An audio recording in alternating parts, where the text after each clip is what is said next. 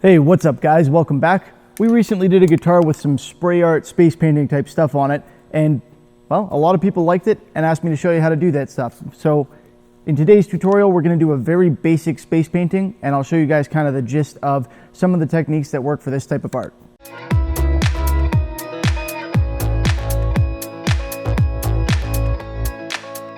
Now this is a very interesting art style because you can do it all using kind of weird implements that don't involve any kind of professional equipment or anything. It's done using spray cans. You know, I've got yogurt container and coffee container lids here, saran wrap, poster board. It's street art. And when I say street art, I mean you will literally see people on the street in some kind of touristy areas doing this type of artwork on poster boards and then selling it. And a lot of them are extremely talented. They get some very realistic effects out of this sort of thing. And it's not just space painting, they can do all sorts of stuff. We're gonna start with the space theme because it's one of the more popular and easier versions of this. But if you get yourself, you know, some foam brushes and some palette knives and you practice, you can do all sorts of crazy landscapes. And you know, there are lots of great YouTubers out there who do this sort of thing. So check them out. You can learn some amazing stuff from them. It's really not something that I do frequently and not something that I would necessarily consider myself all that good at. But I've got some tricks that I can show you, and I think you guys will enjoy this. So let's talk about what you're gonna need real quick, and then we'll get to work doing a little demo. For starters, you're gonna need a mask, all right? Get a respirator, something to protect you from the fumes. You are using spray paint for this. It is dangerous. Really important that you protect yourself. If you're looking for one, check out the link in the description, the Amazon link. If you wanna use an affiliate link and help me out, you can get it through there. The half mask is usually okay for this sort of thing. Full mask is better. There are full face masks in that link too if you just wanna check those out. But make sure you've got something to protect your lungs. I don't use goggles. Some people do.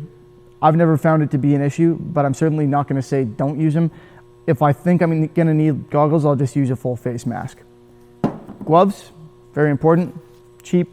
Pick them up by the 100 for a few bucks at your local hardware store. So make sure you're protecting yourself from that too, because not only is there a risk that you get paint on your hands, but in some circumstances you actually want to be able to use your hands to manipulate the paint. So yeah, you also need some templates of some description. We're doing planet stuff, so I have round templates. These lids from yogurt containers or coffee cans or stuff like that tend to work really, really well. So do cups, like small Dixie cups and stuff like that. What you want is something that's going to shield a circular area, shield the round area, but not make contact with the piece more than necessary. So this is perfect because it's just a thin edge that's touching your artwork. You obviously need some spray cans.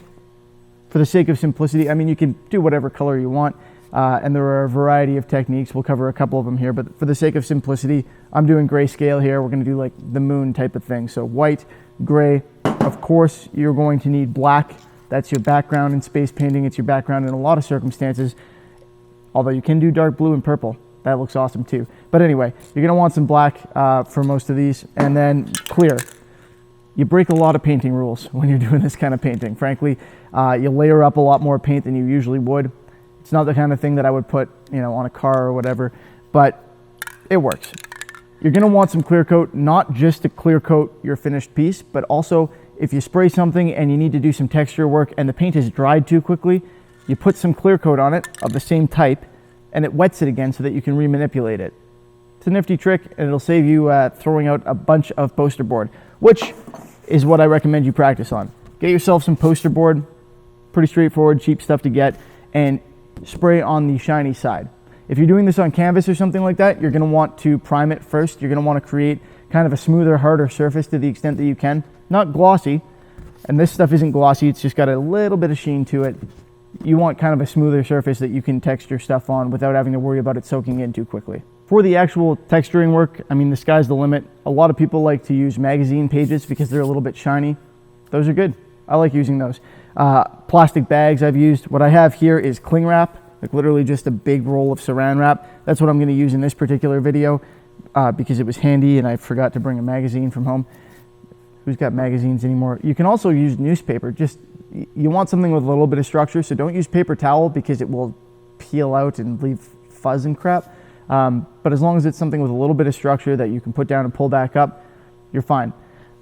You'll get the hang of how the texturing techniques work as you do this sort of thing. If you're doing like a mountain, for example, sometimes you'll run your hand along it to create linear texture.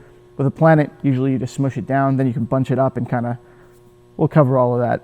A couple other good things to have depending on what you want to do. Having some extra poster board kicking around is always helpful. You can tear little patterned edges into it and spray lightly to create, you know, cloudy looks and stuff like that. If you cut a straight edge or use a straight edge, you can use that as a freehand shield, for example, to spray a little bit of mist and make the bottom part look like it's water or something like that, creating hard separations in landscapes. All stuff that you can do with poster board, although there are better tools for a lot of it. You can also tear off a little piece, and we will do this actually in this one, but you can tear off a little piece, fold it in half, and either spray some paint in there and use it to almost draw, which is a nifty little trick, or what we're gonna do, you fold the top out like this to create almost a paint funnel and shoot some paint in there to create a shooting star. That'll be part of our space theme here, just so you can get a look at that technique. Cotton batting is also good for creating clouds. Let's get started. Now that we've gone through our fairly long-winded but hopefully informative intro, let's get into this. I put down a couple of my planet stencils here and I just lightly missed another color over top. I'm using gray in this context just to kind of give me an outline of where those planets are going to end up so I know where I have to concentrate my painting efforts. Now I'm starting on this bottom one and you're going to observe, I'll call it a mistake. It's basically a mistake at this point because I start with some white to make sure that I'm going to be able to blend my colors. You'll see the way that I do this. I add my gray and I add my black. Because that white went on top of a glossy surface, you'll see it's gone on too thick and it's kind of wet and it's doing some weird stuff absorbing the other paint, which is fine for the technique that I'm using. That's kind of what I was trying to achieve, but it is a little bit too much on the white, and you'll notice later on that I have trouble actually painting over this and I have to wait for it to dry quite a while. Now I realize that I'm going to have some issues with that, so I go ahead and cover it, also because I don't want to get my next colors on it, even though I haven't done any of the 3D work on it yet. We'll get to that shortly. The next one I'm starting with black. I'm kind of learning from my mistake, and you should as well. Be careful about layering up too much paint like that on a glossy surface like the surface of this poster board, but in general you are going to have to use quite a bit to be able to get these texturing techniques. Do it a little bit at a time like I'm doing with this one, and you should have a little more success. So my first go at that, I had too thick a texture, if you will, and I found the entire thing to be a little bit too dark. I put white over an area of the planet to kind of give a bit of a highlight near the middle and to go ahead and add some variety to the surface there, and I've kind of still got a harder texture than I would like. You can also go through and do this dabbing technique.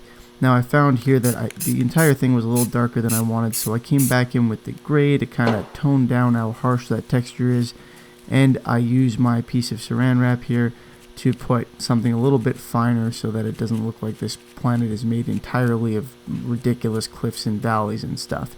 So that's a little bit more the texture that I was going for, and something that you would get more out of like a magazine type cover or whatever, as opposed to the saran wrap, which sometimes lays down a little too hard and pulls up more than you want it to. We do have to do our 3D work here. Now I kind of succeed in that, but again, I've got this weird thing going on, a little bit inexplicable actually, where my paint just won't sit on top of that other paint. So I cover that up and I gotta let that dry so that I can take another crack at covering the stuff outside it. My second planet here, or moon, the bigger one, I'm having none of those problems. Everything's going on the way you would expect, the shading's working the way you would expect, so that one is good to go. Now I can get to work on blacking out the background, because we are supposed to be in outer space on this one after all. Again, having those problems around the smaller planetoid or whatever this happens to be. So I'll go back afterward. Really what I need to do is just let that portion dry. Once that is dry, it will cover up and we shouldn't have any of these problems really. Now it's time to add the stars. So I spray some of this on my finger for this, and that's why I've got the gloves on. And I kind of flick a little bit off to the side to start with to make sure that I'm not going to spatter a massive amount of paint, like any huge globs or anything, onto my piece. As I get a little bit more confident about the amount that's going on, I may do a couple directly onto the piece, especially if I want some bigger stars, but it never really hurts to do just a flick or two to the side first to make sure you're not shooting anything crazy on there.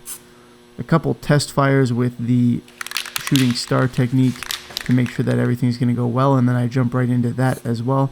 You do have to be careful about this, and again, I make a bit of a mistake in a few seconds here that I will describe to you so you don't make the same one. I've done enough of these in a row here that this thing is full of wet paint, and you can see on that last one, there's an extra drip. That's because I did too many of these in a row and I filled the thing with paint and then it all dripped out. So be careful, make sure you're not making that mistake yourself. You can see I'm doing a little bit more of a streaky star pattern now. That's by spraying this thing onto 2 fingers and flicking them. You can also get that effect by spraying onto a brush, a toothbrush, a paintbrush, whatever, and flicking it that way. Now I'm adding in some clouds, and this first batch I'm going a little heavier, but these are behind the planets. So instead of really the space theme per se here, what we've got is a look up at space from a planet that has clouds. Those ones are behind. That's why I left those stencils on. They give the air of those clouds disappearing behind the moon or planet or whatever it is, which doesn't really make sense scientifically, but it looks cool. Now, more realistically, what you're going to do is this. Use that freehand shield to create those cloud formations in front. I'm holding this thing a little bit far off, as you've seen, and that gives me that kind of hazy effect. But you can also hold it closer for a sharper edge, and you can cut interesting or tear interesting formations into it for interesting cloud formations. And there we go. That's what we're left with. It's nice and glossy, but I can throw some clear coat on top of this to seal everything in and add a bit of extra gloss, and we're done. Well guys, there we have it, our first little spray art space painting basics tutorial. I hope you guys enjoyed the video. If you did, please feel free to give it a thumbs up. Let me know what you think of this in the comment section below, but in particular, let me know if you want me to do more of these with some of the other interesting techniques that you can apply to this. It can be used on guitars and stuff like that. You've seen me do it. It's more typically used on poster board or canvas, but you know, I think if anything, this shows you there may be rules, but a lot of them can be broken. As always, thanks for watching. Hope you liked it. Remember to subscribe if you haven't already, and I will see you next time. Have a good one.